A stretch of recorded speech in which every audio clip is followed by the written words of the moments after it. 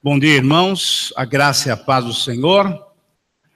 É um prazer novamente estar aqui com os irmãos, e eu acho que nem todos que estão aqui estiveram em todas as nossas reuniões desde sexta-feira à noite. Sexta-feira, sábado 2 vezes e hoje 3 vezes, hein? 2 vezes agora de manhã e 1 vez à noite. Então, com isso a gente completa o estudo do livro de Gálatas. Como vocês estão vendo aqui com essa camiseta bonita, também esse logo ali, eu sou da Rádio Transmundial, se alguém não sabe ainda, e para nós lá da rádio é um privilégio poder cooperar com os irmãos, e no caso específico desse final de semana, de participar do aniversário da igreja. 23 anos é um tempo bom em que Deus tem feito uma obra no meio de vocês aqui, e a gente se alegra com isso. Mas ao mesmo tempo, nesse momento, nós, como rádio também, nós celebramos 500 anos da Reforma Protestante. Em 1517, nós tivemos aquela manifestação tão especial em que Deus usou alguns homens importantes, por exemplo, como Martinho Lutero, para dar um basta naquilo que vinha acontecendo no meio da igreja naquele tempo. E houve então uma reforma, houve uma saída daquela igreja oficial, porque as coisas estavam andando de uma maneira muito errada. E a partir daí então temos um grupo que ficou na igreja católica romana, e temos um grande grupo que saiu dessa igreja, que era a igreja oficial, e a partir daí então, como também nessa época, 1517, 1500, por aí, você deve se lembrar, 1500 nós fomos descobertos aqui pelo nosso querido Cabral, mas não é o Sérgio Cabral que você tem ouvido por aí, não tem nenhuma semelhança com esse daí não, tá bom? Esse Cabral aqui foi descoberto, o outro é que nos descobriu. Muito bem. E o que aconteceu foi que naquela época também surgiu o que? A imprensa de Gutenberg, lembra disso? Quer dizer, você não se lembra porque eu não estava lá, nem eu estava lá, mas a gente deve ter estudado isso daí. E aí o que aconteceu de bom foi que a Bíblia foi um dos primeiros livros, se não o primeiro livro a ser impresso. E a partir daí, então, a Bíblia foi para a mão do povo. Antes, a Bíblia, a palavra de Deus era só para o clero, só para aqueles que se achavam mais dignos diante de Deus. Agora não, a Bíblia é para todo mundo. E com isso também, entre nós que saímos daquela igreja oficial que estava completamente desviada dos caminhos do Senhor, nós tivemos várias interpretações, nós tivemos várias ramificações. E por isso, então, nós temos essa liberdade grande, né, de poder ler a Bíblia e também interpretá-la corretamente. O que nós estamos fazendo agora é relembrar esses 500 anos, estamos comemorando em outubro, 500 anos da Reforma, e também o que nós estamos fazendo é olhar para a igreja de hoje para ver como é que nós estamos andando, para ver se nós estamos andando conforme a palavra de Deus. E um dos livros que nos ajudam muito a entender o conteúdo daquilo que Deus quer que nós façamos para termos uma vida correta, uma vida bonita, uma vida agradável dentro dele, é o livro de Gálatas. A carta de Paulo aos Gálatas vai nos ajudar exatamente a nos reposicionar no caminho certo daquilo que Deus tem mostrado para nós. Muitas vezes nós lemos a Bíblia, nós estudamos a Bíblia e interpretamos ela de uma maneira errada. E esse é o grande problema. E tem muita gente, hoje em dia mesmo, interpretando a Bíblia de uma maneira errada. Usando a Bíblia para as suas próprias ideias. E o que nós precisamos voltar é olhar para a Bíblia e fazer, então, uma análise correta das nossas práticas, de como nós cremos, para termos uma vida de fato agradável a Deus. O livro que a Rádio Transmundial está lançando esse ano, está aí na frente, está ali na frente, e chama-se De Volta à Palavra, exatamente para que nós possamos realinhar a nossa vida, a vida da nossa igreja, para com aquilo que Deus tem nos mostrado. Muito bem, o que nós temos visto então no livro de Gálatas, na carta de Paulo aos Gálatas? Primeiro, mostrando então que a grande bênção que nós temos, a grande mensagem que Paulo traz para os Gálatas é que a justificação é apenas pela fé no Senhor Jesus Cristo. A maneira pela qual eu e você vamos nos reencontrar com Deus, a maneira pela qual eu e você podemos ter comunhão com Deus é somente através da fé. É somente através da fé no Senhor Jesus Cristo. Essa é a grande ideia, essa é a grande mensagem da palavra de Deus na carta de Paulo aos Gálatas. Por quê? Porque se você se lembra um pouquinho daquilo que nós já falamos, os Gálatas, os crentes daquela região da Galácia, são 4 cidades: Antioquia da Pisídia, Derbe, Icônio e Listra. Essas cidades foram evangelizadas por Paulo e por Barnabé na primeira viagem missionária. E a partir daí, eles aceitaram a Cristo, era uma igreja praticamente gentia, isso é, de não-judeus, e aceitaram a Cristo e ficaram muito alegres e começaram a andar numa vida correta diante de Deus. Só que logo depois vieram que alguns judeus lá de Jerusalém, convertidos, mas que ainda não tinham se libertado da lei. E a partir daí começaram a falar para os crentes gentios gálatas, falando: olha, na verdade vocês têm que cumprir também alguns requisitos da lei. E aí houve uma certa confusão. Eles eram crentes novos e começaram então a praticar algumas coisas daquelas que os judeus praticavam. Por exemplo, guardar o sábado, não comer certos alimentos, fazer a circuncisão, e a partir de uma série de outras exigências legais da lei judaica, eles começaram então a ficar perturbados com a mensagem do Evangelho. O Evangelho tem uma mensagem única: crê no Senhor Jesus Cristo e será salvo. Só que esses irmãos que eram da Judeia, que não tinham ainda uma completa visão do Evangelho, falavam: não, tudo bem, creio em Cristo, creio no Senhor Jesus, mas você tem que fazer mais alguma coisa para poder ser salvo, para poder se entrar na presença de Deus. Gálatas, então, é uma carta que vai nos mostrar exatamente isso, como é o verdadeiro evangelho. E Paulo, então, fica perplexo, porque tão rapidamente esses irmãos voltaram a uma prática de vida desagradável a Deus. E essa carta é para reconduzir os Gálatas à essência, à pureza do Evangelho.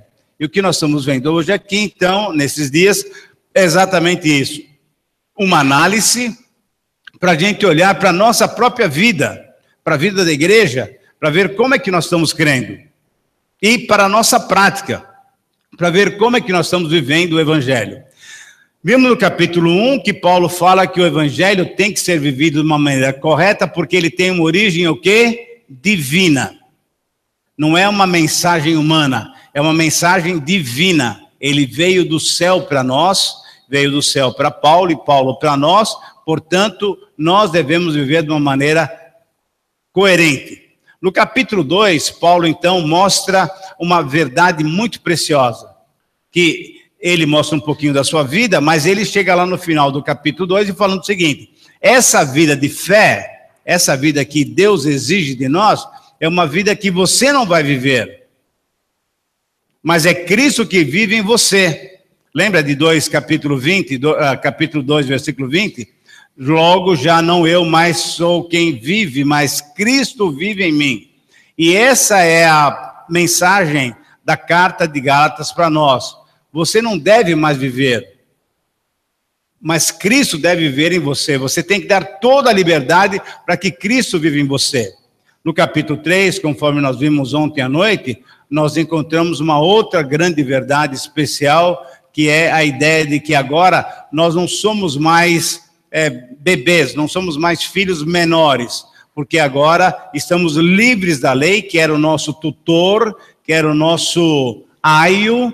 E aí, então, a lei foi nos conduzindo para a maturidade, para a vida plena, que é em Cristo Jesus. Então, eu tenho agora a possibilidade de desfrutar tudo aquilo que Deus tem me dado. E hoje pela manhã, agora no primeiro momento, nós vamos ver um texto dos mais lindos da palavra de Deus, e eu queria que você abrisse a sua Bíblia no capítulo 4 do livro de Gálatas. Esse capítulo 4, logo nos primeiros versículos, nos animam, nos encorajam a ter uma vida realmente agradável a Deus e a louvar a Deus por tudo aquilo que Ele tem feito por nós. Eu queria que você me acompanhasse na leitura, e se você tem uma tradução um pouquinho diferente, você vai mais ou menos se sintonizando com aquilo que eu for lendo aqui. Capítulo 4 do livro de Gálatas, vamos começar a ler, e vamos ler todo esse texto. Se você não tem lido a Bíblia em casa, pelo menos aqui na igreja você vai ler. Fica um desafio aí para você ler de vez em quando a Bíblia, né? Olha só o que ele fala. Nós acabamos de mencionar que ontem à noite falamos sobre essa questão do tutor que cuida do filho, e agora olha o que ele fala no capítulo 4. Contudo, afirmo que durante todo o tempo em que o herdeiro é menor de idade, ele em nada é diferente a um escravo, mesmo sendo ele o dono de tudo. Muito bem. Mas ele está sujeito a tutores e administradores até o tempo que determinado pelo pai. É aquilo que nós falamos ontem. Um pai super ocupado, com tantos afazeres, etc. e tal, aí ele tem alguém de responsabilidade, um homem educador, uma pessoa de confiança nele, e aí então ele fala, olha, eu quero que você cuide do meu filho, que você oriente, que você o eduque até que ele tenha 16 anos, 15 anos, 20 anos, 30 anos. Até ali você tem responsabilidade sobre ele. Agora prestem bem atenção, por gentileza. Esse menino que vai ser cuidado, esse rapaz, essa moça que vai ser tutoriado, ele é o dono da casa. Ele é o senhor daquele servo. Mas, diante daquilo que o pai o colocou, ele vai ser o quê? Submisso ao servo. Até aqui está tudo certo, dá para entender isso daqui. Por quê? Porque o pai lhe deu aquela tarefa. Você, filho, se submeta, e você, meu servo, cuide do meu filho. Muito bem. Ok. Paulo estava falando no capítulo 3 que a lei é o nosso tutor. A lei foi nos conduzindo, isso é, foi conduzindo a raça humana até que chegasse aquele dia em que seríamos libertos dessa responsabilidade de ficar submissos ao tutor.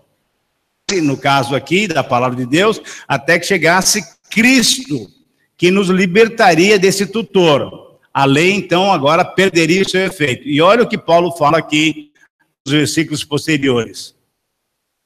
Assim também nós, versículo 3, quando éramos menores, estávamos sujeitos à escravidão, aos princípios elementares do mundo, isso é, estávamos sujeitos à lei.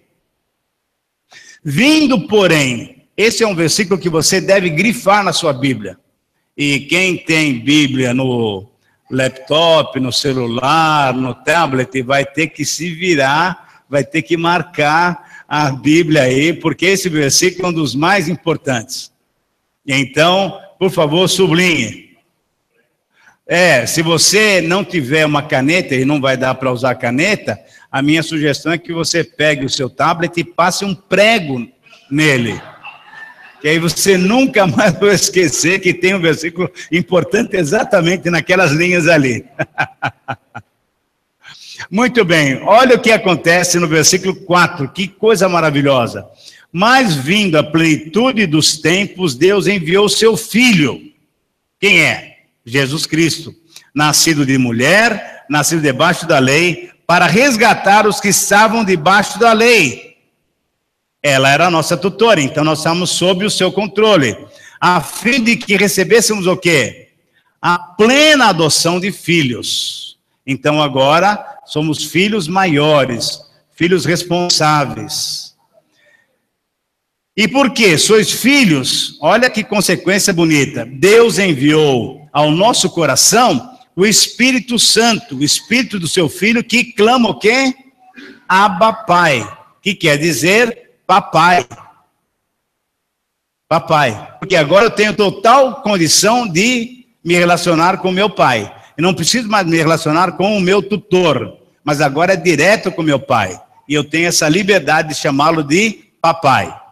Portanto, tu não és mais escravo, mas sim filho. E se és filho, é também o quê? Herdeiro por obra de Deus. Você é herdeiro do Senhor.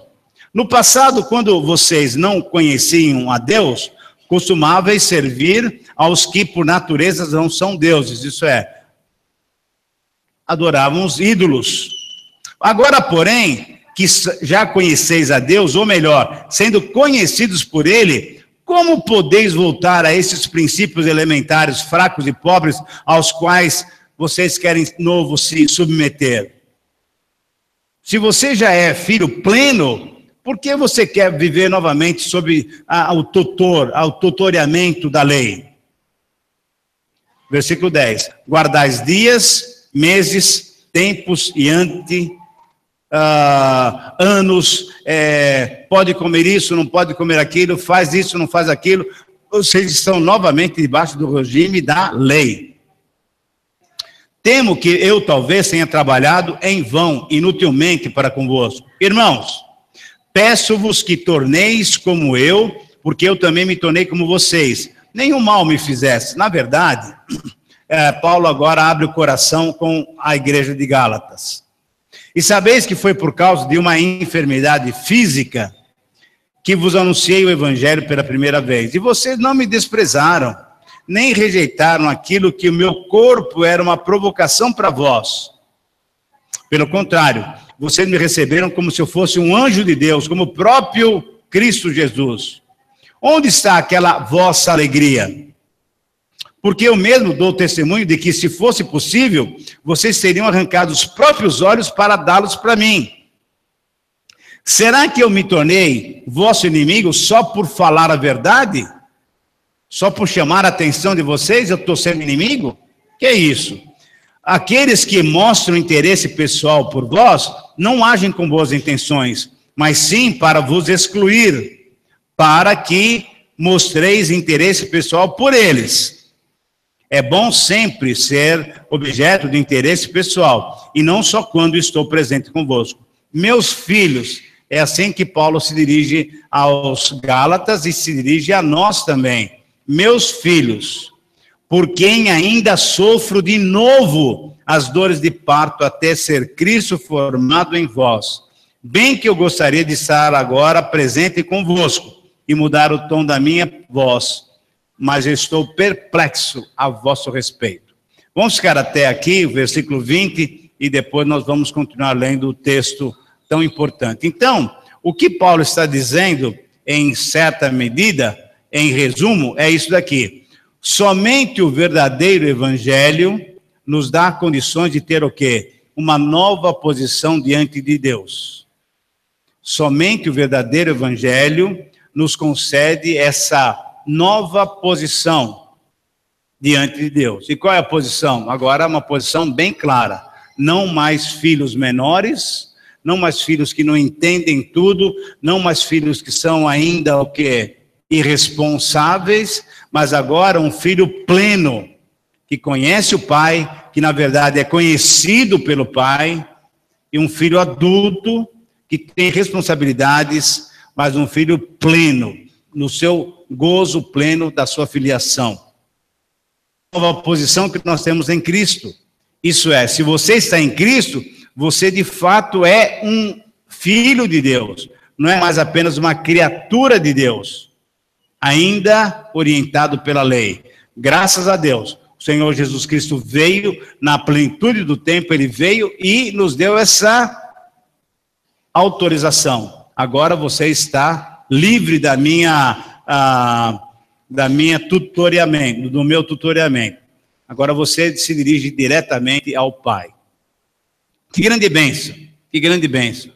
Antes, eu e você éramos considerados como escravos, porque tínhamos a lei sobre nós. Agora não. Agora temos completa liberdade para chegar ao Pai e chamá-lo carinhosamente de papai.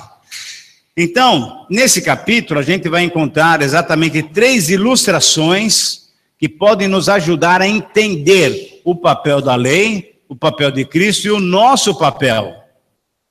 Então, vamos entender o papel da lei, o papel de Cristo e o nosso papel. Então, a primeira grande ilustração aparece no contraste entre o escravo e o herdeiro, entre o escravo e o filho do dono.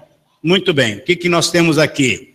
É uma coisa importante que nós precisamos entender completamente. Olha só, eu e você agora estamos livres da lei, livres da escravidão, livres daquela opressão que a lei exercia sobre nós. Você é um pássaro saindo da gaiola. Graças a Deus nós já saímos dessa gaiola. A lei nos fazia o quê? Nos pressionava, exigia de nós uma coisa que nós não podíamos fazer. Essa que é a grande ideia. A lei, como eu disse ontem, ela revela o quê? O caráter de Deus, o padrão de Deus. E a partir daí, o caráter nosso, o nosso padrão, é muito abaixo daquilo que Deus tem. E diante disso, a lei só então nos subjugava. A lei só nos condenava. A lei exigia de nós alguma coisa que a gente não podia cumprir. Por quê? Porque a nossa natureza é pecaminosa. A nossa natureza, ela vai fazer tudo o que é possível para estar contra Deus. E isso, falamos ontem, vem da onde? Vem lá do pecado original de Adão e Eva. Se você é filho de Adão e Eva, se você é um ser humano, Deus, através de Adão e Eva, você é pecador. Nós nascemos pecadores. A criancinha bonitinha, eu tenho meus netos, são bonitinhos, mas são o quê? Pecadores, não tem jeito. Ai, mas como, pastor, você fala isso do seu neto? Ele é filho de Adão e Eva. Na sua característica básica, o pecado. Eu estou vendo aqui algumas criancinhas, um bebê ali atrás. Ontem nós tivemos mais uns bebês aqui na igreja e tudo mais. É difícil falar isso, né? Mas todos nós que nascemos em pecado, com essa natureza. Natureza de estarmos revoltados, de estarmos desobedientes a Deus. Quando você tem uma criança pequenininha, você não precisa ensiná-la a desobedecer. Ela vai desobedecer. Por quê? Porque essa é a nossa natureza. E a lei, então, veio para dizer o seguinte: ô bebê, ô criança, faça isso, faça aquilo. E o bebê e a criança não podem fazer. Por quê? Porque nós somos dessa natureza. E isso é comigo e com você. A lei fala, olha, viva uma vida corretíssima. E eu tento viver. E você tenta viver. E a gente não vive. Por isso, então, esse tutor, a lei, vai fazer o quê? Ela vai nos submeter a uma pressão violenta. Tem que fazer isso, tem que fazer aquilo. Cuidado aqui. A alma que pecar, essa morrerá. E aí eu vivia sufocado sem ter condições de agradar a Deus. Por quê? O padrão de Deus é muito elevado e mesmo com tudo aquilo que eu possa fazer de correto, eu não consigo chegar lá. Eu não consigo chegar lá. Mas tudo isso foi preparado por Deus para que num dia viesse quem? Uma libertação, viesse Cristo e nos libertasse do jugo da lei, da pressão da lei, e nos desse o quê? Essa plena liberdade. Nos tirasse dessa gaiola, para que pudéssemos então ter essa relação direta com o nosso Deus. Então Paulo vai nos mostrar, nessa primeira ilustração, essas 5 verdades. Primeiro, o filho menor sempre estará sujeito aos tutores, porque assim o pai determinou. E Deus nos deu a lei para que nós pudéssemos ser orientados. Mas deu a lei também, se você lembra do versículo, do finalzinho do capítulo 3, para que a lei revelasse o quê? As nossas transgressões. A lei revelasse a nossa incapacidade de obedecê-lo. É muito interessante esse detalhe. A lei foi dada por duas razões. Uma, para mostrar o caráter de Deus. A lei revela o caráter santo de Deus. Mas a lei também, por consequência, mostra o quê? O nosso caráter, que não é tão legal, que não é correto. É um caráter já contaminado pelo pecado. A lei mostra as nossas transgressões, mostra a nossa incapacidade de agradar a Deus.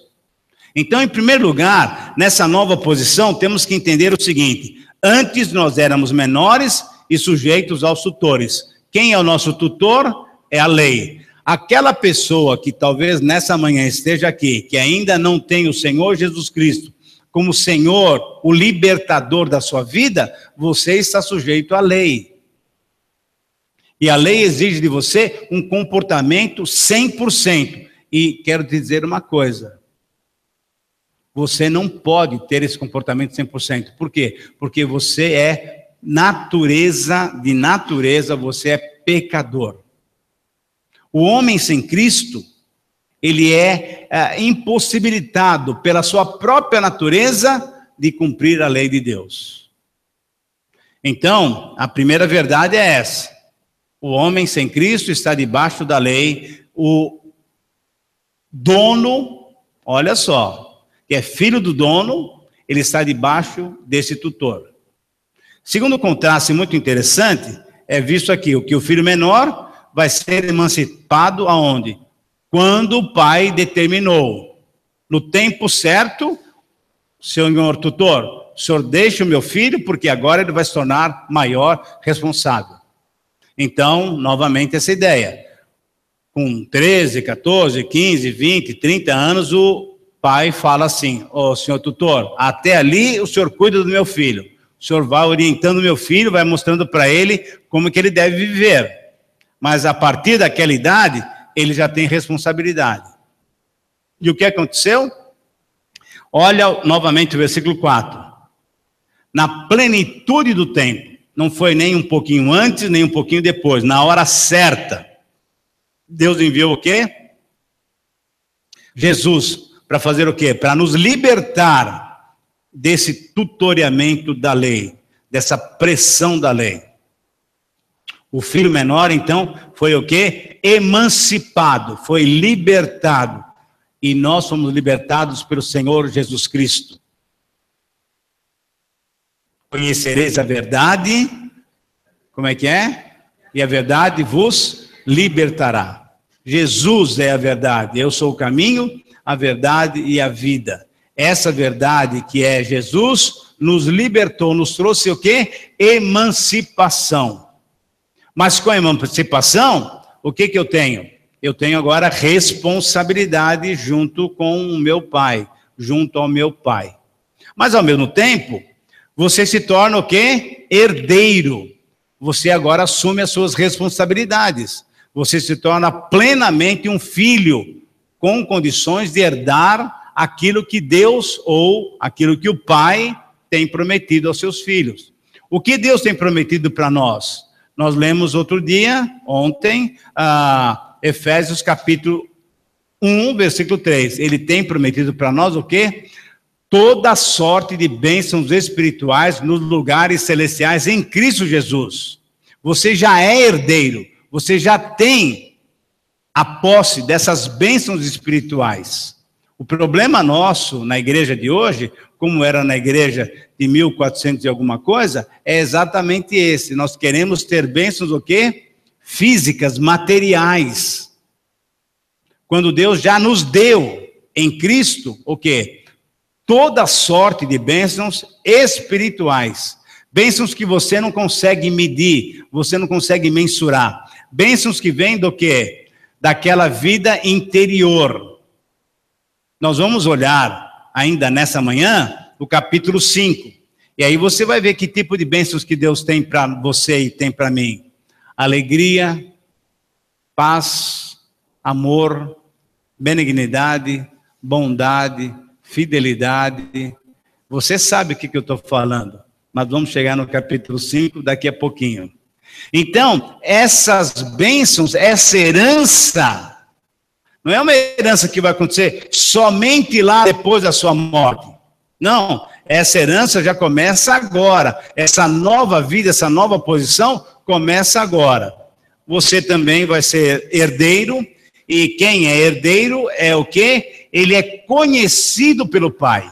O que é muito bonito nesse versículo é o seguinte: não é o fato de você agora conhecer a Deus, mas é o fato de Deus conhecê-lo pessoalmente. Mais do que nunca, Deus sabe o nosso interior.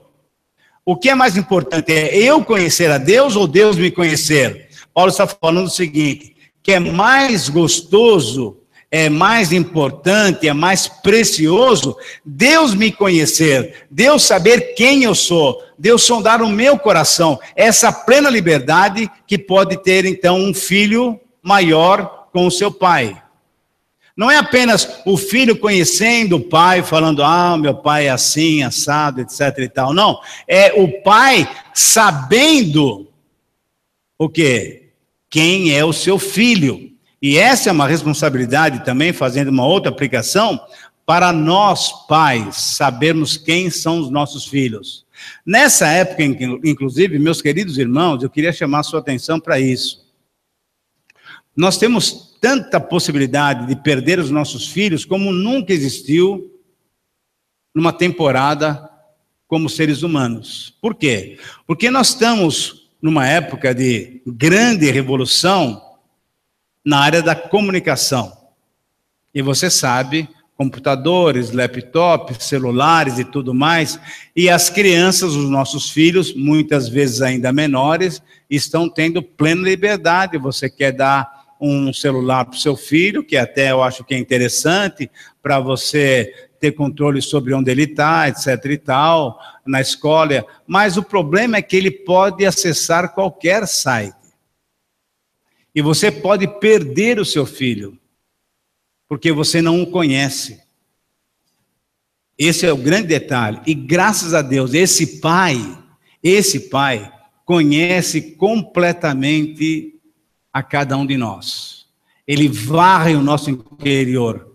Ele conhece, ele sonda o nosso interior. E pode nos mostrar qual é o caminho correto para andar. Então, meus queridos irmãos que são pais ainda de adolescentes para baixo, jovens talvez já perderam essa grande oportunidade. Mas mesmo assim, fiquem de olho. Fiquem de olho. Você sabe o que tem acontecido aí pela internet. Meninos e meninas se suicidando por causa de um jogo, uma coisa maluca, totalmente maluca. Não tem lógica. Por quê? Porque pais não conhecem os seus filhos.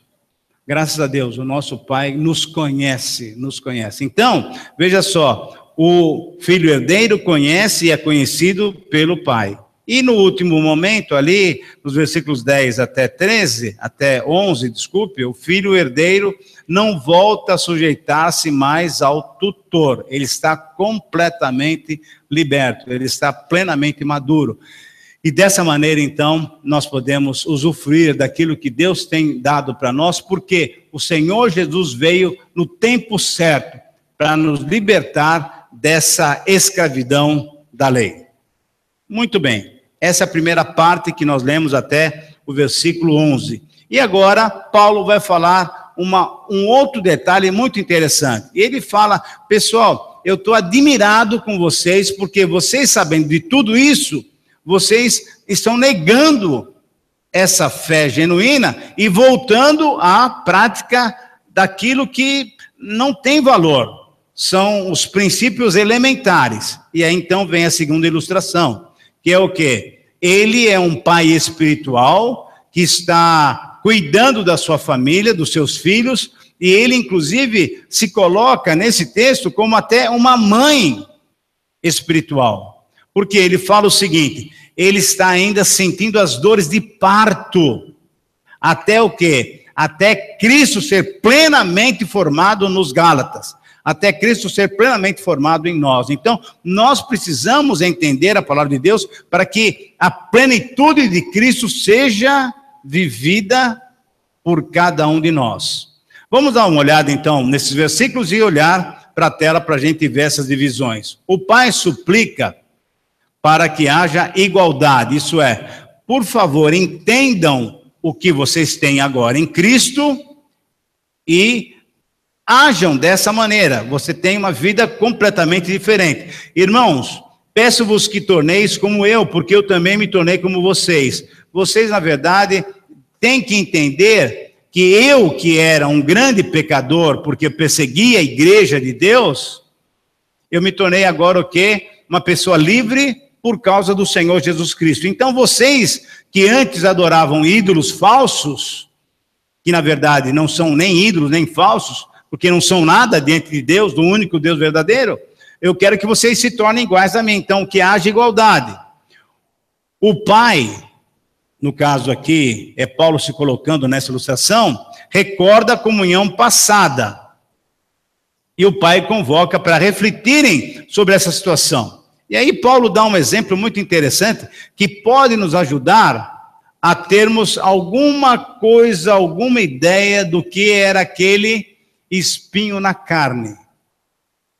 Certamente você já ouviu falar desse espinho na carne de Paulo. E certamente você tem uma pergunta. O que era esse espinho na carne? Que ele pediu 3 vezes para Deus tirar, e Deus falou, não. Quando você olha para o versículo 13, eu vou até lê-lo novamente, para que você entenda claramente o que eu vou falar. E sabeis que foi por causa de uma enfermidade física que eu vos anunciei o evangelho pela primeira vez. Quando ele estava viajando no capítulo 13 e 14, fazendo a primeira viagem missionária, aconteceu alguma coisa com os olhos de Paulo que trouxe para ele, então, a necessidade de chegar a uma daquelas cidades e tratar algum problema na vista. E aí, olha o que ele fala. E vocês, em vez de ficarem chateados comigo, vocês não me desprezaram, nem me rejeitaram aquilo que o meu corpo provocava. O que é? Provavelmente uma inflamação e saía pus dos olhos de Paulo. É muito provavelmente que isso estava acontecendo. E aquela situação assim, constrangedora, né, de ter alguém pregando o evangelho, mas com os olhos todos doentes e tudo mais, ao invés deles rejeitarem, Paulo falou, nossa, que cara mais esquisito, que coisa mais sem graça, né? O que Paulo está falando? Vocês me receberam como se eu fosse um anjo de Deus, como se fosse o próprio Cristo. Vocês não deixaram que aquela infecção nos meus olhos trouxesse qualquer barreira para a mensagem que eu estava pregando. Vocês me receberam de uma maneira muito carinhosa, ao ponto de, olha só, ao ponto de, se vocês pudessem, versículo 15, vocês teriam arrancado os próprios olhos para me darem. Como não havia transplante de córnea naquele tempo, Paulo está falando, se houvesse essa possibilidade, vocês até fariam isso, para que eu tivesse uma saúde boa e pudesse continuar pregando o evangelho. Isso é, olha pessoal, eu estava numa situação muito delicada, e em vez de vocês me recusarem, me rejeitarem, porque eu estava com essa doença, vocês me abraçaram, cuidaram de mim, estavam tão carinhosos comigo, que podiam até dar-me os olhos de vocês. E aí Paulo então pede para que eles reflitam. Reflitam no quê? Agora que eu estou escrevendo essa carta, e estou falando algumas verdades para vocês, que vocês estão enganados no caminho que vocês estão andando, agora eu virei inimigo de vocês? Se vocês estavam tendo essa comunhão, se eu estava tendo essa comunhão tão importante com vocês, uma relação de profunda amizade, de profundo amor cristão, agora, porque eu estou chamando a atenção de vocês, vocês acham que eu sou inimigo de vocês? Tomem cuidado, reflitam, porque na verdade, o que está acontecendo, e aí Paulo chama a atenção, esse pessoal que vem com essa doutrina falsa, esses sim estão querendo ganhar alguma coisa de vocês. Então reflitam, pensem, fiquem espertos para não serem enganados. Queridos irmãos, o que está acontecendo hoje na igreja brasileira é exatamente isso.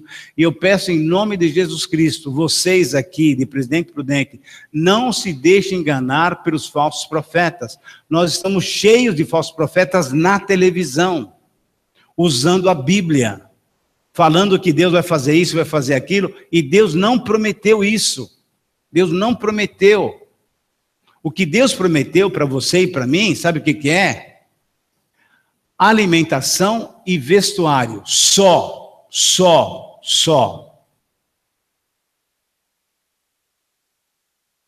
Então, cuidado com esses falsos profetas e essas falsas promessas. Não, porque vem para cá que a tua vida vai mudar. Vai mudar sim. Vai mudar sim, vai mudar para pior. Você está crendo numa mentira. E pode até ser que mude um comecinho ali e tal, mas daqui a pouco você vai ver o malefício para a tua vida interior. E lembre-se de Jesus. Você quer ganhar essa vida ou você quer ganhar a outra vida? Porque quem quiser ganhar essa vida vai perder a vida verdadeira. Mas se você quer ganhar a vida verdadeira, e seja disposto a perder as coisas que essa vida pode oferecer. Lembre-se de 1 João, o mundo passa, mas aquele que permanece no Senhor tem a certeza da vida eterna. O que você quer? O que você quer? E Paulo então está chamando a atenção dos Gálatas. Pessoal, eu tô surpreso com vocês, eu estou achando vocês assim inconstantes. E nós vimos ontem no capítulo 3, versículo 1, ó Gálatas insensatos, coloquem a cabeça no lugar, para vocês não serem o quê? Enganados, iludidos. E Paulo termina dizendo o seguinte, o pai reafirma a disposição de sofrer pelos seus filhos, até que Cristo seja plenamente formado em vocês. Quer dizer, veja só o que aconteceu. Os Gálatas chegaram a fazer o quê? A receberem Jesus, se tornaram então filhos completos, filhos maduros. Mas veio essa doutrina e fez com que eles voltassem o quê? A se submeter ao tutor, à lei. Paulo fala, puxa, eu ainda não consegui formá-los completamente. Vocês ainda não estão maduros. E eu estou disposto a sofrer novamente as dores de parto, até que vocês sejam completamente nascidos nessa nova posição. As irmãs que já são mães sabem o que é dor de parto. Eu não sei. Eu tenho apenas uma ideia. As irmãs sabem, quem tem filhos e teve muitas vezes parto natural, parto normal, sabe que é uma dor muito delicada, né? Muito forte. E Paulo está falando, olha, eu não quero nem saber, eu estou disposto a sofrer qualquer tipo de dor, até que Cristo seja formado completamente em vocês. Por quê? Porque a verdade é essa, o Evangelho é a mensagem que mostra que a salvação, a justificação é apenas pela fé em Jesus Cristo, só, nada mais, nenhuma regra, nada mais, senão fé no Senhor Jesus Cristo. Até agora está ficando claro? Espero que sim. Agora vamos para uma outra ilustração que é muito interessante, e eu vou ler para vocês, mas antes já vou colocar para vocês essa ilustração. O que é? É um contraste entre duas senhoras lá do Antigo Testamento, lá do livro de Gênesis. Quem são? Agar e Sara. Você mais ou menos sabe a história de Agar e Sara. Temos Abraão, com aquela grande promessa de ser uma bênção para todas as famílias e tal, só que a dona Sara, a esposa de Abraão, o que tem? Ela é estéril. Não tem jeito, de jeito nenhum, de ter um filho. E aí Deus promete, você vai ter um filho e tal, aquilo nós falamos ontem, e aqui aconteceu, quando o anjo vem falar um pouquinho antes que ele vai ter o filho ano que vem, eles começam a dar risada e tal, e o menino chama o quê? Sorriso. Que é o Isaac. Isaac é sorriso. E aí, o que aconteceu? Antes que acontecesse essa intervenção de Deus na vida do casal, nós, como sempre, queremos ajudar a Deus. Queremos ajudar a Deus. Já que a coisa não está funcionando direito, como Deus falou, deixa eu dar uma ajudada aqui, porque a coisa não está legal. E a dona Sara viu que estava passando o tempo daquela promessa e nada dela engravidar e tal. Ela falou, Abraão. E Abraão, sim, querida. O que você acha da gente ajudar a Deus a cumprir a promessa que ele fez? Gente, nós não precisamos ajudar Deus. Deus é o Deus dos impossíveis. Não queira ajudar Deus, você só vai atrapalhar, como aconteceu aqui. E a Sara teve uma brilhante ideia. Olha, eu tenho uma escrava aqui, que está nos servindo. Já que eu não posso dar luz a um neném, o que você acha de você ter relação com essa escrava? Porque escrava é coisa. Não tem nenhuma vontade. Você tem relação com ela, tem um neném, e esse neném agora vai ser nosso filho. Abraão, que devia ser um marido muito sério, que deveria ser, ele não foi. Ele falou, acho que é uma ideia interessante. Ele deu uma olhada boa para Agar, falou, olha, até que essa escrava aqui, né? Falou, Sara, está tudo bem? Ela falou, não, vai firme, sem problema, estou tranquila. Olha, Sara foi muito boba, mas Abraão foi muito esperto. E o problema é que quando a gente desculpe a palavra, quando a gente se mete nas coisas de Deus, sai coisa bagunçada. E o que aconteceu foi que a dona Sara deu Agar para Abraão, Abraão teve relação com Agar, e Agar teve um filho chamado Ismael. Toda essa briga que nós temos tido aí, por séculos e séculos, o preço da gasolina que você paga é por culpa disso. Os ismaelitas, que são os árabes, são aqueles que provocam o aumento de preço da gasolina. Um dia, quando você chegar no céu, você pode chegar em Israel e falar, pô, você sabe o que você aprontou para a gente? Como é interessante, quando a gente tenta fazer alguma coisa, a gente só faz coisa errada, pessoal. Mas vamos lá para a história.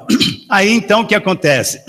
Agar tem um filho, e isso então acontece que o Ismael cresce e tal, vai crescendo, vira um adolescente. Enquanto isso, Deus está firme na sua promessa, vai dar um neném para a dona Sara. E vem o anjo e fala, olha, ano que vem, nessa mesma época, você vai ter um neném. E aí os dois dão risada. Quando o neném nasce, eles não têm outro nome para dar, senão Sorriso. E aí esse bebezinho começa a crescer também. E o rapazinho chamado Ismael não é um menino tão legal, não. Ele fica lá dando cucuruto na cabeça do Isaac. E se você ler o texto, chegou um ponto em que a Sara falou, olha, esse menino não dá para viver conosco mais, porque ele está toda hora perturbando o Isaac. E aí ela pede uma coisa séria para Abraão. Veja só, deu uma ideia maluca, e agora pede uma outra ideia mais absurda ainda. Abraão, eu não quero mais a Agar aqui em casa e nem o filho dela, você pode mandar os dois para a rua. Já pensou? Ela que tinha pedido para Abraão ter relação com Agar e para ter um filho, agora ela quer rejeitá-lo. E rejeita, e insiste com Abraão até que Abraão faça o quê? Mande Agar e o filho Ismael para fora de casa. Dá para a gente entender como nós, seres humanos, nós só criamos confusão. Nós somos, desculpe a palavra, nós somos enrolados, nós só falamos bobagem. Se a gente pudesse deixar a nossa vida claramente na mão de Deus, a nossa vida seria uma vida muito mais tranquila. Mas aí você quer dar um jeito aqui, quer dar um jeito ali, você vai para lá e vai para cá, achando que os seus caminhos são melhores caminhos. Não são melhores caminhos, queridos irmãos. Os melhores caminhos são os que Deus dá. Você tem que ter paciência, depender de Deus. A Sara e o Abraão não tiveram essa paciência. Foi prometido 15 anos depois. A promessa foi cumprida. Demorou, mas Deus cumpriu. E nós queremos ajeitar as coisas. E quando a gente tenta ajeitar, nós só criamos embaraço, nós só criamos confusão. E aí o que acontece foi que Deus faz a sua obra completa e Isaac vai crescendo, e chega naquela época que ele já é jovem, e você lembra que nós mencionamos ontem, Deus ainda coloca Abraão mais uma vez à prova, pedindo que o quê? Que Abraão entregasse o seu filho Isaac, o filho da promessa, para ser sacrificado. Vocês conseguem entender que Deus então exige de Abraão um posicionamento completo? Afinal, Abraão, você confia em mim ou você vai ter um outro plano? Dessa vez, Abraão não ouviu mais ninguém, só ouviu a Deus. E foi com Isaac para onde? Lá para o Monte Moriá. E aí, eu fico pensando o seguinte, irmãos. É o filho da promessa. Demorou tanto tempo para esse menino nascer. Agora crescendo. E Deus pede esse menino. Eu fico imaginando a mente de Abraão, o coração de Abraão. E quando Isaac chega lá no alto do monte e fala para o pai, pai, olha, nós temos aqui a lenha, nós temos o altar já, as pedras, está tudo montado, temos o fogo. E cadê o cordeiro que a gente vai sacrificar?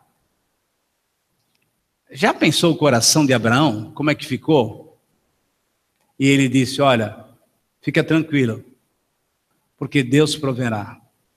Que coisa, como é que Deus trabalha com a gente, testando a gente, até o nosso limite. E aí ele pega Isaac e coloca em cima do altar. Já pensou? E o autor de Hebreus, quando cita esse caso, ele fala que quando Abraão levantou a faca para sacrificar Isaac, na verdade, no coração dele, ele já tinha matado. Ele não chegou a matar fisicamente, mas lá no interior ele falou, pronto, se Deus pediu, eu vou fazer, porque eu sei que Deus vai fazer o impossível. E quando ele tem essa atitude de fazer isso, Deus fala, Abraão, para. Deus percebeu que agora ele era um homem adulto, completamente livre. E aí, então, o que aconteceu? Apareceu aquele cordeirinho lá, e os dois sacrificaram. Tudo isso é uma história muito bonita, e Paulo vai aplicar da seguinte maneira. Vamos lá rapidamente, para a gente terminar essa primeira parte. O contraste mostra o quê? Uma escrava, que é Agar, e uma mulher livre, que é Sara. Ok? Então, são duas senhoras, uma que é escrava, egípcia, e outra que é uma senhora livre, casada com o senhor Abraão. O contraste mostra que temos um filho carnal, que foi projetado por quem? Por Sara, por Abraão, com a participação de Agar. Ele é o filho carnal, é o filho que os seres humanos deram um jeito, tá bom? Esse famoso jeitinho brasileiro, cuidado com isso. Não, o brasileiro tem uma maneira fácil de arrumar as coisas. Não, as coisas devem ser arrumadas segundo o jeito de Deus. O jeito de Deus. E não segundo o nosso jeito. Ok, esse é o filho Ismael. E tem o filho da promessa, que é quem? Isaac. Deus prometeu. Abraão, Sara, eu vou dar um filho para vocês. Em vocês serão benditas todas as famílias da terra. Então aguardem, mas eles se precipitaram. Terceiro contraste, mostra o significado. Jerusalém terrena e Jerusalém celeste. Então, nós queremos ganhar a Jerusalém terrena ou queremos ganhar a Jerusalém celeste? Paulo faz um contraste muito interessante. Qual é a verdadeira prioridade nossa? A cidade eterna ou a cidade passageira? Você quer ganhar o quê? A cidade eterna ou o presidente prudente? Não, eu quero ser o cara top aqui em Presidente Prudente. Legal, mas cuidado, porque você pode perder a grande cidade eterna. Essa é a nossa escolha. Deus tem nos dado liberdade para nós que somos crentes para tomar essa decisão. O que nós queremos? Queremos os bens passageiros, a fama. Queremos os bens financeiros, os bens terrenos, ou nós queremos aquilo que é o verdadeiro tesouro, que está no céu? Essa é a colocação que Paulo faz, esse é o contraste que Paulo mostra. Que Jerusalém você quer? Essa Jerusalém terrena aqui, ou a Jerusalém celestial? E aí ele coloca em contraste o quê? A mulher legítima. Quem é mulher legítima? É Sara, e não Agar. E finalmente, o contraste é aplicado para nós cristãos, e eu quero ler novamente então, o versículo 28 a 31, uma história muito bonita, só que eu quero ler todo o texto, e você vai me dar um pouquinho de atenção, porque essa história é muito legal. Estou começando a ler desde o versículo 21. Dizei-me vós que quereis ficar debaixo da lei. Vocês não ouvem a lei? Porque está escrito, Abraão teve 2 filhos, um da escrava e outro da livre. E o que era filho da escrava nasceu de modo natural, mas o que era da livre, ele nasceu mediante o quê? A promessa. Pois bem, isso é uma alegoria, isso é uma ilustração. Essas 2 mulheres simbolizam 2 alianças. Uma é a aliança do Monte Sinai, que dá a luz aos filhos da escravidão. Por que no Monte Sinai? Porque no Monte Sinai que veio o quê? A lei, que faz o quê conosco? Nos obriga, nos massacra, mostra que nós somos pecadores. Ok, versículo 25. Agar representa o Monte Sinai, na Arábia, e corresponde a Jerusalém atual, isso é, terrena, pois é escrava com os seus filhos. Mas a Jerusalém do alto, ela é livre, e essa é a nossa mãe. Quem é? A dona Sara. Porque está escrito, alegra-te, ó estéril, tu que não davas a luz, irrompe em gritos de alegria, tu que não tivesse dores de parto, pois os filhos da abandonada são mais numerosos do que os da que tem marido. E vós, irmãos, aí ele começa a aplicar para nós cristãos. E vós, irmãos, sois filhos de quem? Da promessa, a semelhança de Isaque. Você é filho de Abraão e Sara, e não de Abraão e Agar. Você é filho da promessa. Entretanto, como naquele tempo, o que nasceu de modo natural perseguia o que nasceu segundo o Espírito. Isso é, o Ismael ficava o quê? Perturbando o pequeno Isaac. Imagina só, aquela briguinha legal entre irmãos, né? Fazendo o quê?